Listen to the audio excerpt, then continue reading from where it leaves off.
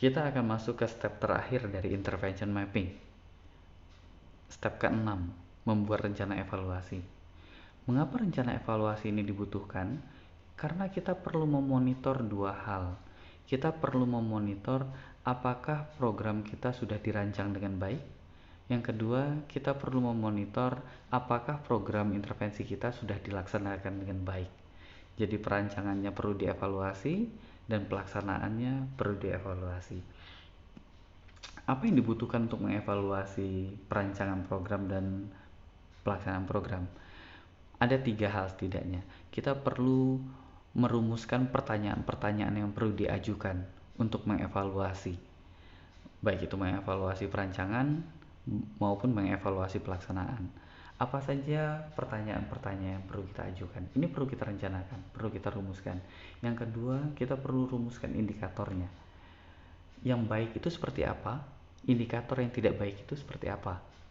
Sehingga nanti ketika jawabannya kita dapatkan, kita bisa deteksi, oh ini sudah baik, oh ini belum baik. Indikatornya apa?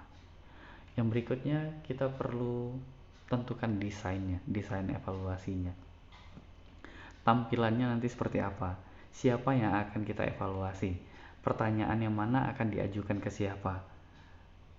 Itu perlu kita rencanakan sejak awal, sehingga ketika nanti tiba saatnya kita mengevaluasi, kita tinggal langsung mengajukan pertanyaan, lalu kita tinggal periksa pertanyaannya dengan indikator, lalu kita bisa mengetahui apakah dari indikator itu nanti kita bisa mengetahui apakah perancangannya sudah berjalan dengan baik, apakah pelaksanaannya sudah berjalan dengan baik.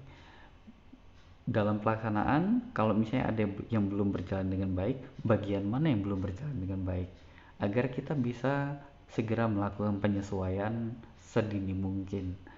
Jadi itu evaluation plan. Bagaimana detail pelaksanaannya, nanti kita akan bahas pada pertemuan khusus tentang evaluation plan.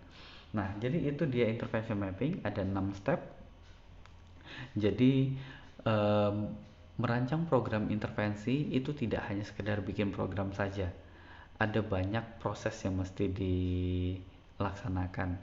Kita perlu assessment dulu, lalu kita perlu bikin strateginya, lalu kita bikin programnya, dan kita perlu bikin rencana evaluasinya.